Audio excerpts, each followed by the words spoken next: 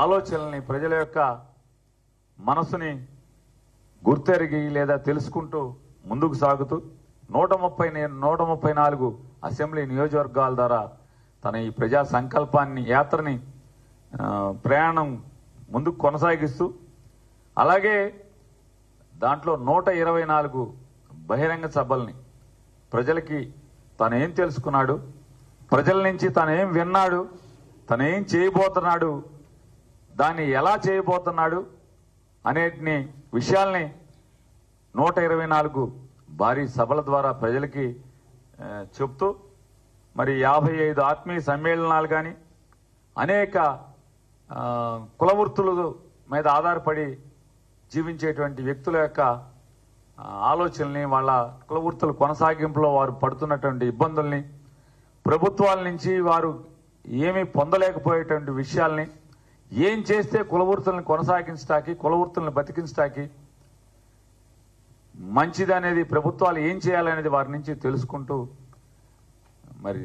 అనంతరం ప్రజలు ఇచ్చినటువంటి ఆ ప్రజా సంకల్ప 8 సంవత్సరాల క్రితం పూర్తి చేసినటువంటి ఆ ప్రజా సంకల్ప యాత్ర ద్వారా ప్రజల మనసులో కోరుకొని చరిత్రలోనే మొదటిసారిగా 175 నియోజకవర్గాల్లో 151 నియోజకవర్గాల్లో విజయాన్ని సాధించి, తద్వారా ఇచ్చిన ప్రతి హామీని 100 రోజుల్లోపు పూర్తి చేయటమే కాకుండా చెప్పని అనేక విషయాలను కూడా ఎప్పటికప్పుడు ప్రజల మనసులు గుర్తెరిగి ఇది కదరా ప్రజల కోరుకున్నటువంటి ప్రభుత్వం, ప్రజల ఆలోచనని, ప్రజల ఆశయాల్ని నెరవేర్చేటువంటి ప్రభుత్వం. తను ఒకటే నమ్మాడు. ఆ రోజున పాదయాత్రలో చూసినటువంటి పాదయాత్రలో సుదీర్ఘంగా 3648 కిలోమీటర్లు నడుస్తూ, అన్ని గ్రామాల్లో నడుస్తూ, ప్రజల యొక్క చేయి పట్టుకుని చేతిలో చేయి వేసి నడుస్తూ, ప్రజలు తన గుండెల్లో ఉన్న బాధని ఆత్మీయుడి కింద భావించి ఆడపిల్లలు, ముసలివాళ్లు, వయోవృద్ధులు, పిల్లలు ఎంతో మంది వారికి చెప్పుకున్నటువంటి ఆత్మఘోషని ఏ రకంగా చేయాలో ఒకటే నమ్మెడతాను. వీటన్నిటికీ సమాజంలో ప్రధానమైనటువంటి మూలం ఆర్థిక బాధలు తట్టుకోలేక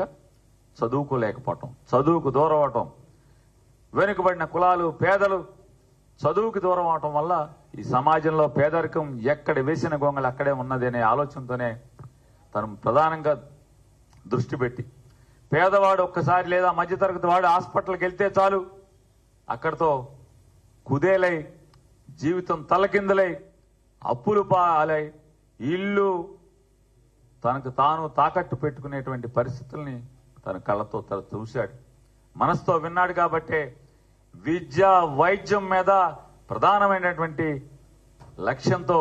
ఆయన గొప్పగా దేశంలో ఎక్కడా లేని విధంగా పనిచేశాడు. స్కూళ్ళని ఢిల్లీలో 800 స్కూళ్లుంటే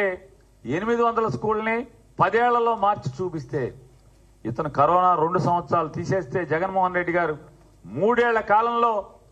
దాదాపుగా 16,000 పాఠశాలల్ని రూపురేఖలను మార్చి, సౌకర్యాల్ని నేల మీద గచ్చు ఊడిపోయినటువంటి లేదా బొక్కలతో మట్టి నేల మీద కూర్చుని చదువు నేర్చినటువంటి పరిస్థితుల నుంచి డబ్బున్న వాళ్ల పిల్లలతో పోటీ పడుతూ విద్య నేర్పటం, అలాగే ఇంగ్లీష్ విద్య నేర్పటం, డిజిటల్ బోర్డు మీద విద్య నేర్పటం, ఉచితంగా 1వ క్లాస్ నుంచి పీజీ వరకు సంపూర్ణమైనటువంటి ఫీజు రీయింబర్స్మెంట్ ని కొనసాగిస్తూ ఉచితంగా విద్య నేర్పించటం. అంటే తను నమ్మాడు ఒకటే, ఈ రాష్ట్రంలో పేదరికం పోవాలంటే రాజశేఖర రెడ్డి గారి తర్వాత పేదరికం పోదు. ఈ రాష్ట్రంలో పేదరికం పోవాలంటే ముఖ్యమంత్రులు మారినంత మాత్రాన పోదు. కేవలం పేదవాడి ఇంట్లో పిల్లల ఉన్నత చదువుల ద్వారా మాత్రమే ఈ రాష్ట్రంలో పేదరికం పోతుందని నమ్మిన వాడు నాడు రాజశేఖర రెడ్డి అయితే, నేను రెండో వాడు జగన్మోహన్ రెడ్డి తన ప్రజా సంకల్ప యాత్ర ద్వారా తెలుసుకుని